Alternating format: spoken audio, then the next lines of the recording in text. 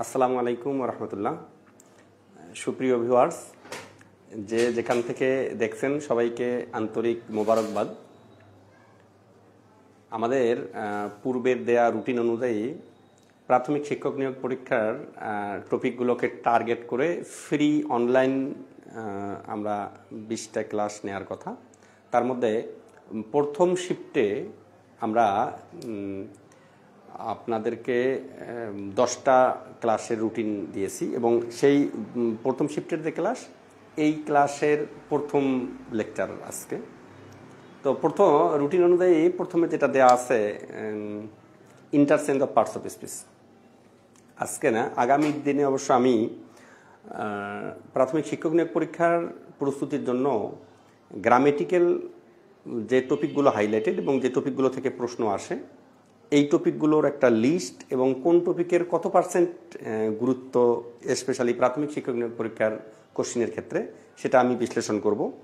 Vocabulary যে কটা topic আছে, ভোকাবুলারি এই টপিক কটার মধ্যে কোন টপিকগুলোকে আপনারা সর্বাধিক গুরুত্ব দিয়ে পড়বেন এবং কিভাবে পড়বেন, সেইটার উপরে আমি ক্লাস নেব। আশা করছি যে যদি আল্লাহ সুস্থ রাখেন, যে 20টা লেকচার যদি ধারাবাহিকভাবে নেওয়া যায়, তাহলে প্রাথমিক শিক্ষক নিয়োগ পরীক্ষার কোর্সের আর কোনো বাকি থাকার কথা না এবং অনেক স্মার্ট প্রিপারেশন হওয়ার কথা। যদিও আনাগোনা শোনা যাচ্ছে যে নভেম্বরে হয়তো সার্কুলার হয়ে যাবে, তো হয়ে গেলে তো শুক্রিয়া হলো, আর না হলেও বা হলেও আমরা স্মার্টলি এই 20টা লেকচার শেষ করতে পারবো। না হয়ে যদি পরে হয় তাহলে তো আরও রিল্যাক্স যে আমরা শেষ করতে পারবো ইনশাল্লাহ। তো আমরা প্রথমে যে টপিকটা নিয়ে আলোচনা করার কথা, সেটা হলো interchange of parts of speech. একটা টপিক দেয়া থাকে প্রাথমিক শিক্ষক নিয়োগ পরীক্ষার কোর্সে। প্রাইমারি ইংলিশ দিলাম আমি টাইটেল, যদিও টাইটেলটা একটু আইরনিক্যাল। তো এখানে প্রাইমারি ইংলিশের লেকচার 1।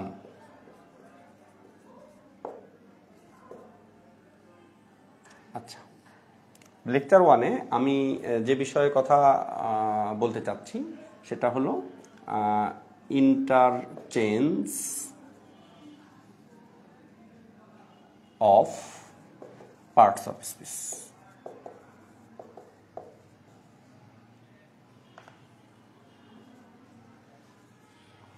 আচ্ছা, interchange of parts of speech এই টপিকটাকে ওয়ার্ড ফরমেশনও বলা হয়। ওয়ার্ড ফরমেশন বলা হয়। এটাকে আরেক দিক থেকে ডেরিভেটিভস বলা যেতে পারে। ডেরিভেটিভস কোন ক্ষেত্রে বলা যাবে সেটা আমি কথা বলবো।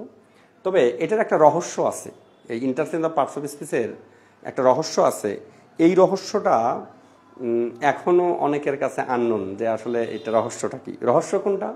রহস্যটা হলো interchange of parts of speech. এখানে টপিকটা দেখেন, একটা বিষয় interchange of parts of speech.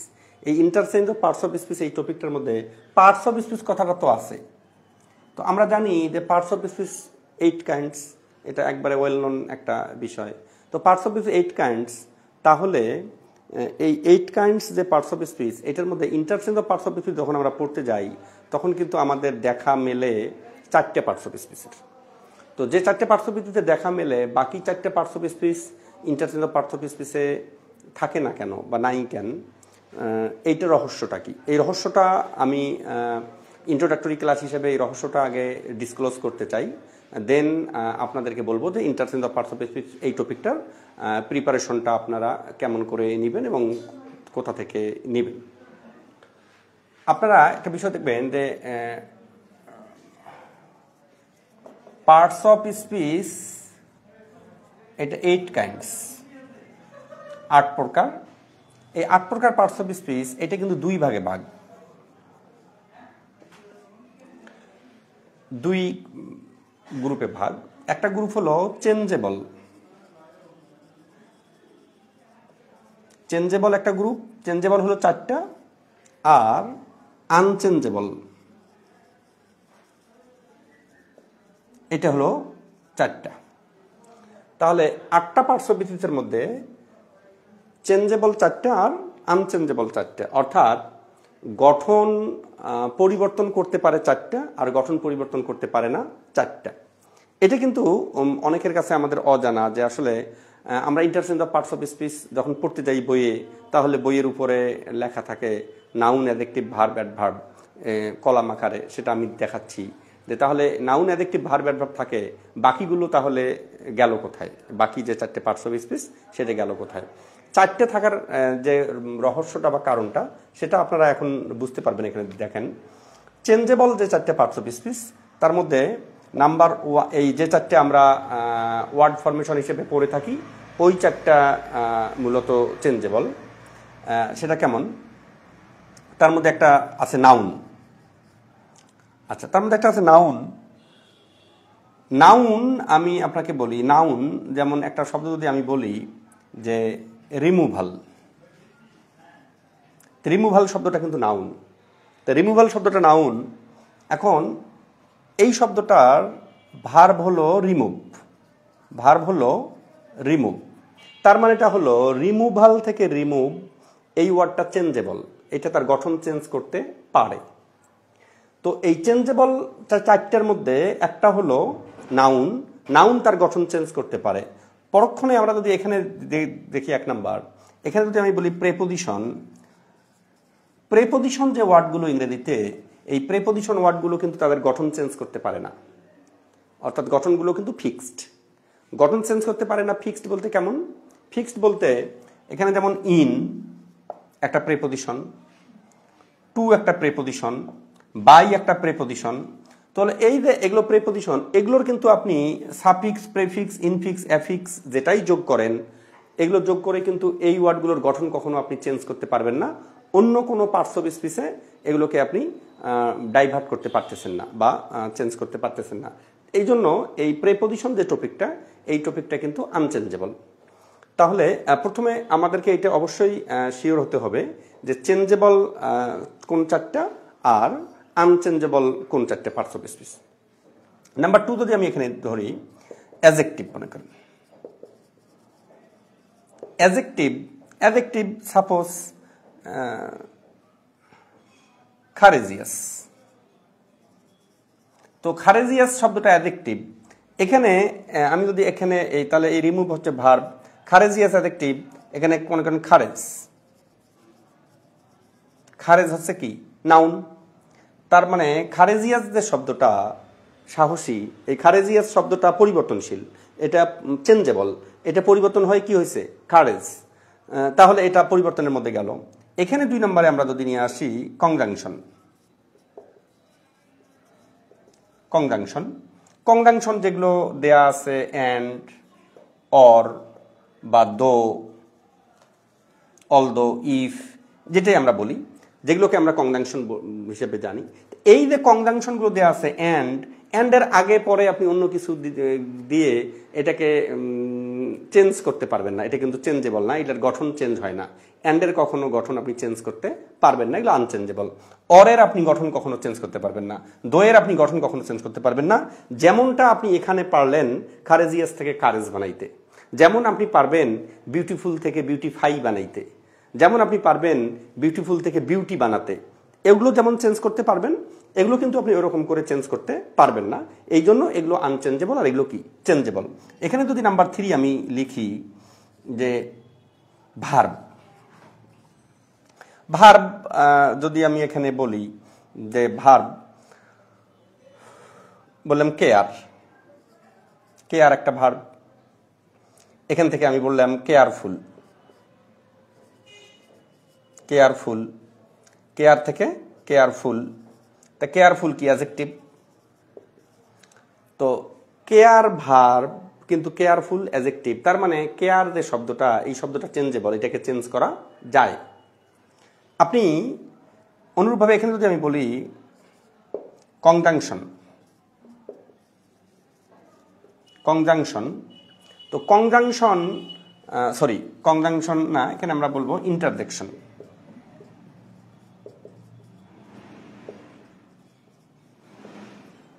Interjection যে শব্দটা, ইন্টারজেকশন শব্দটা সাপোজ এলাস, হুররে,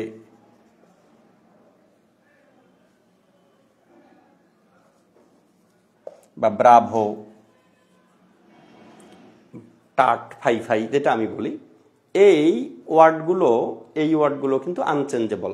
আপনি এলাসের আগে পরে অন্য কিছু দিয়ে এই ওয়ার্ডের গঠন আপনি চেঞ্জ করতে পারবেন না। ব্রাভোকে আপনি চেঞ্জ করতে পারবেন না, ফাই ফাইকে আপনি চেঞ্জ করতে পারবেন না। তাহলে যেহেতু এই ওয়ার্ডগুলোকে আপনি চেঞ্জ করতে পারতেছেন না, তাহলে এগুলো আনচেঞ্জেবল। তার মানে ইন্টারজেকশনগুলো সবগুলো কি আনচেঞ্জেবল। ইন্টারজেকশনগুলোর গঠন কখনো চেঞ্জ করা যায় না। নাম্বার 4, লাস্ট নাম্বার যদি আমি বলি অ্যাডভার্ব। অ্যাডভার্ব যদি আমি বলি, তো অ্যাডভার্ব এখানে যদি বলি ইউজুয়ালি, ইউজুয়ালি কি অ্যাডভার্ব, বা অনেস্টলি অ্যাডভার্ব। তো অনেস্টলি থেকে কি অনেস্ট, তো ইউজুয়ালি থেকে কি ইউজুয়াল, ইউজুয়ালি থেকে কি ইউজুয়াল, ইউজুয়ালি থেকে ইউজুয়াল। তো ইউজুয়ালি হচ্ছে অ্যাডভার্ব আর ইউজুয়াল হচ্ছে কি অ্যাডজেক্টিভ। তার মানে অ্যাডভার্বগুলো চেঞ্জেবল, অ্যাডভার্ব যে ওয়ার্ডগুলো এই ওয়ার্ডগুলো কি চেঞ্জেবল। এখানে লাস্ট একটা বাকি আছে আমাদের প্রোনাউন। প্রোনাউন যে ওয়ার্ডগুলো হি, শি, ইট, হু, এই যে প্রোনাউন যে ওয়ার্ডগুলো, এই ওয়ার্ডগুলো আনচেঞ্জেবল। এগুলোর গঠন কখনো চেঞ্জ হয় না, এগুলোর গঠন কখনো চেঞ্জ করা যায় না, আনচেঞ্জেবল। তাহলে ডিয়ার ভিউয়ার্স, আমরা এখানে যেটা পাচ্ছি সেটা হলো চেঞ্জেবল কিছু ওয়ার্ড আছে আর আনচেঞ্জেবল কিছু ওয়ার্ড আছে। চেঞ্জেবল যে ওয়ার্ডগুলো এই ওয়ার্ডগুলো আমাকে আগে জানতে হবে, আনচেঞ্জেবল ওয়ার্ডগুলোর আমার কিছু জানতে হবে। তো এখানে আপনাদের এই রহস্যটা জানাটা খুবই জরুরি। সেটা হলো যে 8 প্রকার পার্টস অফ স্পিচের মধ্যে চেঞ্জেবল হলো 4টা, আনচেঞ্জেবল হলো 4টা। গঠন চেঞ্জ করতে পারে 4টা আর গঠন চেঞ্জ করতে পারে না 4টা। একবার আমার মানে খুব জটিল পড়া সেটা না, খুব স্বাভাবিক একটা ইনফরমেশন। জাস্ট হয়তো বা আগে কেউ জানতো না, যারা জানতো না তারা জানলে হয়তো বা এটা ডিসক্লোজ হলো যে না, এটা জেনে পড়াটা অনেক ভালো। এবং জেনে পড়লে না জানা পড়ার চেয়ে আমার মনে হয় অনেক আগায়ে যাবে আপনার এই পড়াশোনাটা। সেদিক থেকে আমি যেটা দেখতেছি সেটা দেখেন, চেঞ্জেবল যে 4টা সেই 4টা নাম একবার, এটা তো সবারই জানা আছে, noun, adjective, verb, adverb. Noun, adjective, verb, adverb, এই 4টে পার্টস অফ স্পিচ চেঞ্জেবল। এই 4টে পার্টস অফ স্পিচ তাদের গঠন কি করতে পারে, চেঞ্জ করতে পারে। এই 4টে পার্টস অফ স্পিচ চেঞ্জেবল। আর প্রেপোজিশন, কনজাংশন, ইন্টারজেকশন, প্রোনাউন, 4টা। প্রেপোজিশন, কনজাংশন, ইন্টারজেকশন, প্রোনাউন, এই 4টে পার্টস অফ স্পিচ আনচেঞ্জেবল। এই 4টে তার গঠন চেঞ্জ করতে পারে না। এইটা হলো প্রথম মেসেজ। এই মেসেজটা আপনাকে জানতেই হবে এবং এটা আগে জানতেই হবে এবং এটা আগে মাথায় নিতে হবে এবং এটা স্মরণও রাখতে হবে যে 8 প্রকার পার্টস অফ স্পিচের মধ্যে চেঞ্জেবল 4টা এবং আনচেঞ্জেবল 4টা। তো চেঞ্জেবল 4টা, এখন আনচেঞ্জেবল 4টা। এই চেঞ্জেবল যে 4টা, এই চেঞ্জেবল 4টাকে বলা হয় ওয়ার্ড ফরমেশন। এই চেঞ্জেবল 4টাকে বলা হয় interchange of parts of speech. এই চেঞ্জেবল 4টার মধ্যে হলো ডেরিভেটিভস মানে ওয়ার্ড পরিবর্তন করে যেটা আসে সেটা চেঞ্জেবল আমরা আসে আর কি। তো এখানে আমরা যে কোনো বই যখন পড়তে যাই, আমি এখন এদেরকে দেখাই, যে কোনো বই পড়তে গেলে আমরা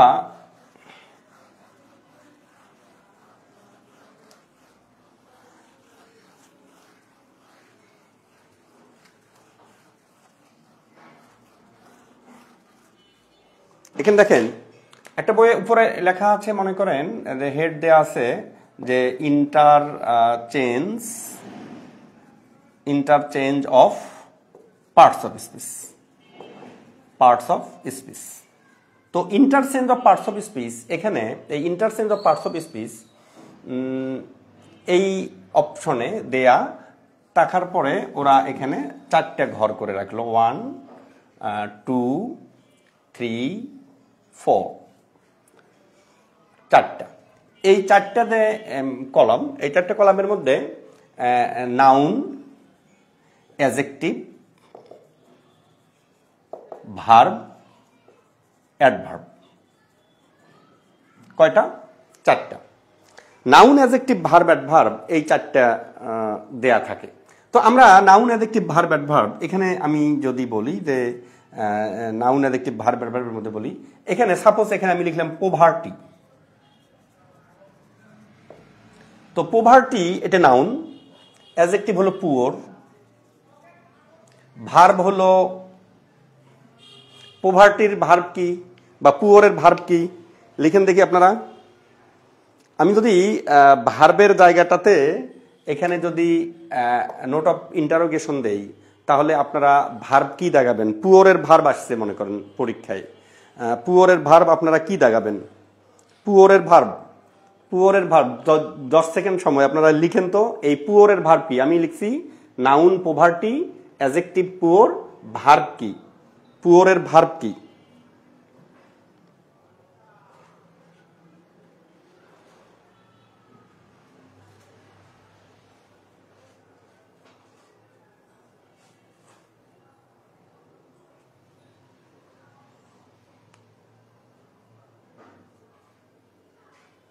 লিখেন।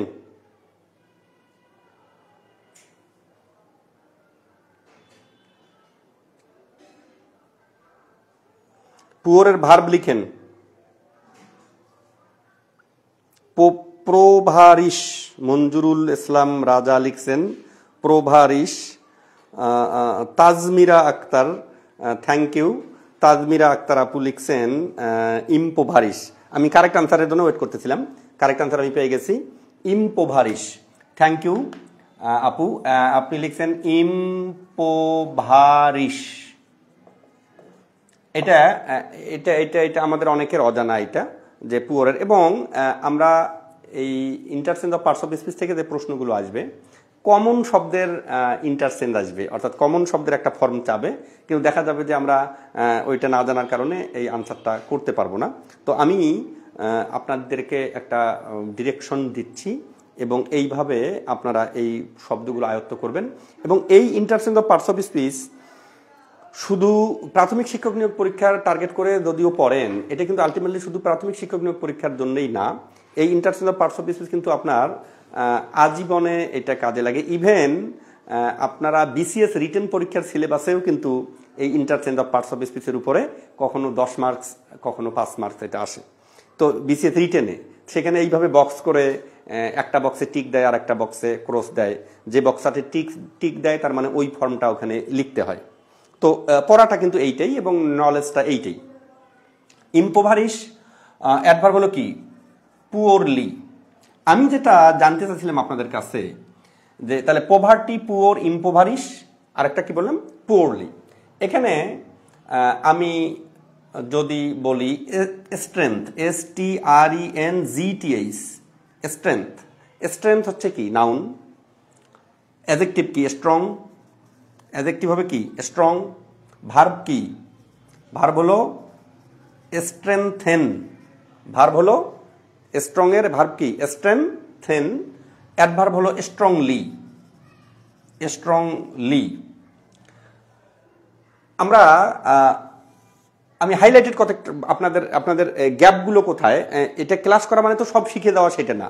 ক্লাস করা মানে জাস্ট একটা ইন্সপিরেশন পাওয়া, একটা গাইডলাইন পাওয়া এবং সেই অনুযায়ী আপনাকে প্রিপেয়ার করা এবং ল্যাকিংসগুলো বুঝতে পারা, ফুলফিল করা। আমি যদি আপনাদেরকে বলেন তো এটা যারা দেখছেন এখানে দেখেন তো, আমি যদি এখানে লিখি যে ভার্ব হেইট, খুব কমন একটা শব্দ। হেইট হলো কি? ভার্ব। তো হেইট হলো ভার্ব। তো এই শব্দটার, হেইট হলো ভার্ব, এই শব্দটার আপনার পরীক্ষায় আসছে নাউন। আপনি নাউন কি এটা আনসার করবেন। তো নাউন কি? যদি আপনি নাউন, এই হেইটের নাউন কি যদি এটা আপনি না জানেন তাহলে আপনি অনুমান করে আনসার করতে পারবেন না। হেইট দাগান দেখি তো কতজন পারেন। হেইট শব্দটার নাউন কি? হেইট মানে ঘেন্না করা, যেটা আমরা বলি অ্যাভোর। তো হেইট ঘেন্না করা, এই হেইটের নাউন কি বলেন, লিখেন। Become poor, impoverish. Tanmoy, Tania, Amiya, thank you আপু লিখছেন আপনি, ভালো। স্যার আপনার ক্লাস গুলো কবে কবে? আচ্ছা, ক্লাসগুলো কবে কবে মানে আমাদের এই যে পেজটাতে আপনারা দেখতেন, যে পেজে আমি লাইভে আসছি, আমার নিজের নামের পেজ এরশাদুল হক খন্দকার, এই পেজটাতেই একটা রুটিন দেয়া আছে এই প্রাথমিক শিক্ষক নিয়োগ পরীক্ষার ফ্রি অনলাইন কোর্সের। আপনারা প্লিজ রুটিনটাকে শেয়ার করে রাখতে পারেন বা ওইটাকে একটু কপি করে রাখতে পারেন। তো কপি করে রাখলে তাহলে ওই ক্লাসের ডেটগুলো দেয়া আছে এবং এই ধারাবাহিকতা ঠিক থাকবে ইনশাল্লাহ। এবং প্রাথমিক শিক্ষক নিয়োগ কোর্সের আমরা এই টপিকগুলো ধারাবাহিকভাবে এখানে শেষ করব ইনশাল্লাহ। আচ্ছা, এখানে আমরা চাইছিলাম যে হেইটের নাউন কি, হেইটের নাউন কি এটা আমি চেয়েছি। আলহামদুলিল্লাহ যে হেইটের নাউন এখানে অনেকে সঠিক আনসার করেছেন এবং কিছু ভুল আসতেছে, কিন্তু এ তো পড়াশোনা করা মানুষ আছে অনেক, যে আপনারা ম্যাক্সিমামরাই এখানে সঠিক আনসার করতে পেরেছেন। যে হেইটের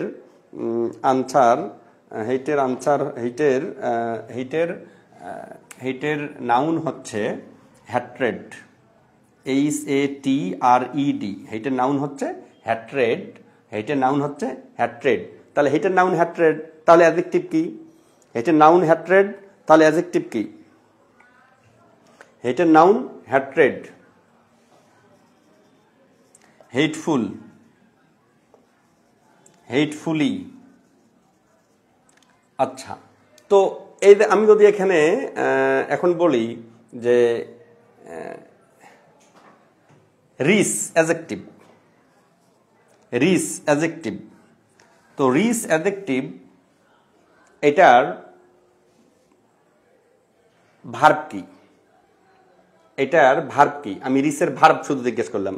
রিস রিস রিস এটা অ্যাডজেক্টিভ, এটার ভার্ব আপনি পাইলেন না, এনরিস। রিসের ভার্ব কি হলো আপনার? এনরিস। আমি যেটা আপনাদেরকে জিজ্ঞেস করতে চাচ্ছি সেটা হলো, যেটা আপনাদের সেটা হলো যে আমাদের কমন যে ওয়ার্ডগুলো, এই কমন ওয়ার্ডগুলোর অনেকগুলোর 4টে ফর্ম আমাদের জানা নাই। প্রথম যেটা কনফিউজিং যে পয়েন্টটা ছিল, সে কনফিউজিং পয়েন্টটা হলো যে এই যে প্রত্যেকটা বইয়ে interchange of parts of speech থাকে উপরে লেখা, তো interchange of parts of speech থাকার পরে এই নাউন, অ্যাডজেক্টিভ, ভার্ব, অ্যাডভার্ব এই 4টা কলামের উপরে লেখা থাকে হেড। তাহলে পার্টস অফ স্পিচ তো 8 kinds, parts of speech 8 kinds, 8 প্রকার। তাহলে 8 প্রকার পার্টস অফ স্পিচ এখানে থাকে 4টা, বাকি 4টা 9 কেন বা থাকে না কেন?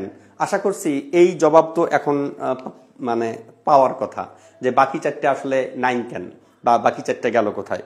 তো বাকি 4টা না থাকার যেটা কারণ সেটা হলো যে এখন তো আপনারা বলতে পারবেন, এখন বলেন তো যে এখন আপনারা যারা এই ভিডিও দেখছেন আমার এই মেসেজটা আপনারা বুঝলেন কিনা? যে আমি বললাম যে 8 প্রকার পার্টস অফ স্পিচের মধ্যে interchange of parts of speech উপরে হেড দেয়া থাকে, কিন্তু অপশন দেয়া থাকে 4টা, অর্থাৎ কলাম দেয়া থাকে কয়টা? 4টা। একটা নাউন, অ্যাডজেক্টিভ, ভার্ব, অ্যাডভার্ব। এখন যদি আপনাকে কেউ প্রশ্ন করে যে পার্টস অফ স্পিচ 8 প্রকার, তাহলে হেড দেওয়া থাকে 4টা, বাকি 4টা গেল কই? তাহলে এখন আপনি কি লিখবেন?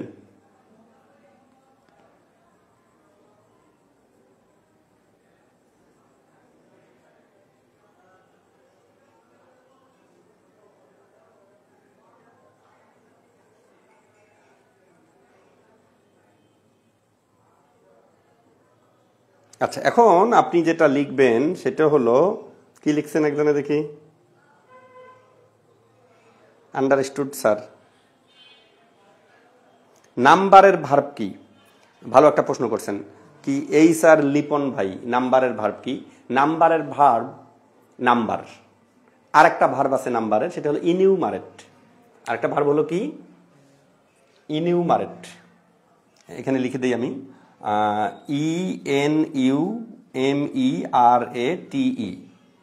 এনুমারেট। আর নাম্বার, নাম্বার এবং ইনুমারেট, নাম্বার এবং ইনুমারেট। নাম্বার শব্দটা নিজেও কিন্তু ভার্ব হিসেবে ব্যবহৃত হয়।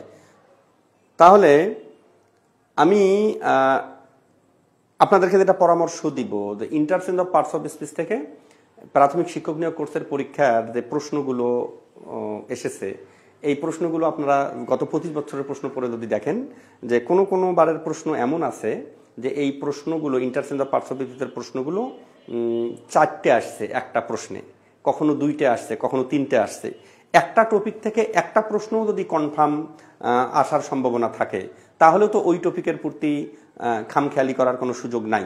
তো সেদিক থেকে interchange of parts of speech পড়াটা শুধু প্রাথমিক শিক্ষক নিয়োগ কোর্সের জন্য আপনি পড়বেন সেটা তো না, এটা তো হলো আজীবনের একটা পড়া। এখানে একটা শুরুর দিকেই আমাদেরকে শেখাইতো যে if you want to say that I know the word, you must know all four forms of the word. What is the noun form of the word, adjective form of the word, adverb form of the word, and verb form of the word. Without knowing all these four forms, you will not be able to use the word in your need. Without knowing all these four forms, you will not be able to use your known word, কিন্তু তুমি সেটা তোমার বাক্যে ব্যবহার করতে পারবে না যদি ওই ওয়ার্ডটার 4টে ফর্ম আপনি না জানেন। তাহলে 4টে ফর্ম না জানলে আপনি ইউজ করতে পারবেন না। তার মানে 4টে ফর্ম জানা খুবই জরুরি। সেটা শুধু প্রাথমিক শিক্ষক নিয়োগ পরীক্ষার কোর্সের কারণে না, এটা ওভারঅল সব দিক থেকে।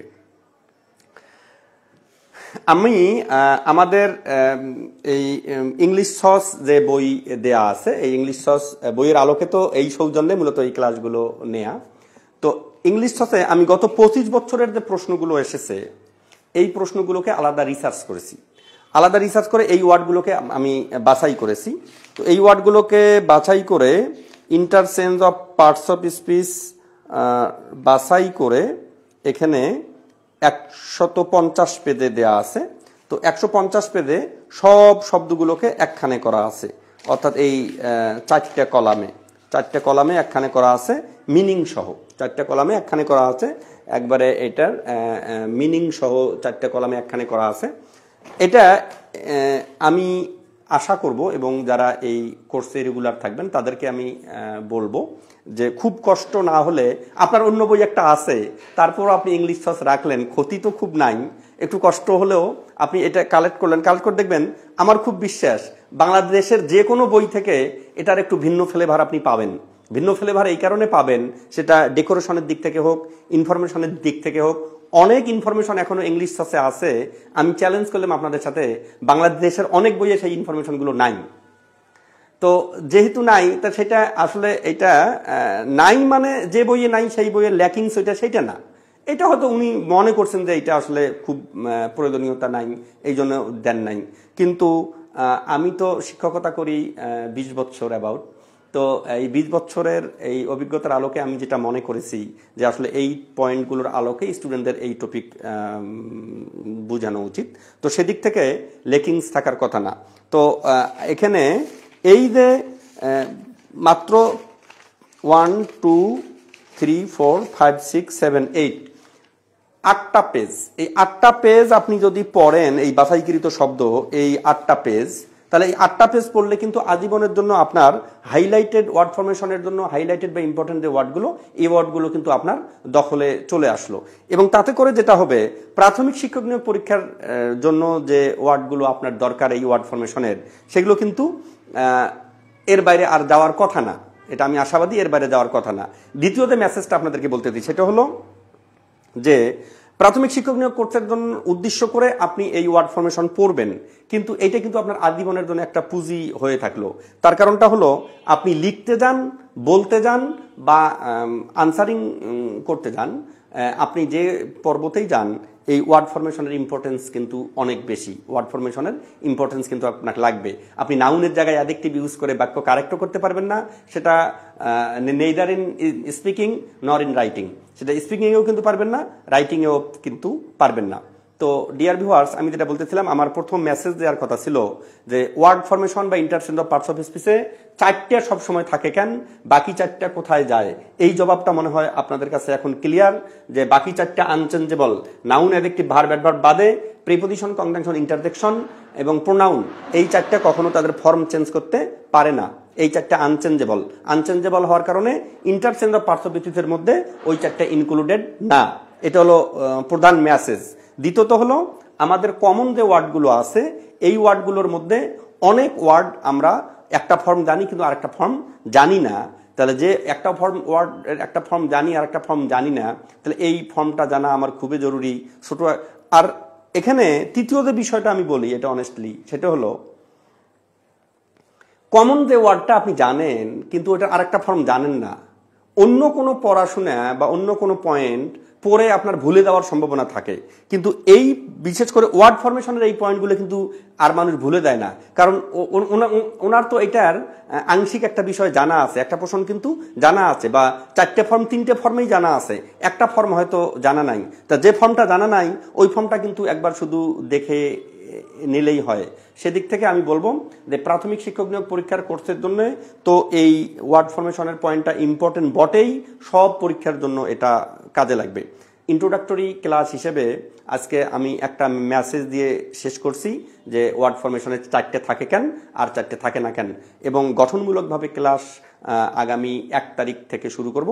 1 তারিখ ক্লাস নিব কাইন্ডস অফ নাউনের উপরে, এবং আশা করছি সেখানে ভিন্ন কোনো নতুন ইনফরমেশন পাবেন যেটা আপনার প্রাথমিক শিক্ষক নিয়োগ কোর্সের পরীক্ষার জন্য হাইলাইটেড পয়েন্ট হিসেবে কাজ করবে।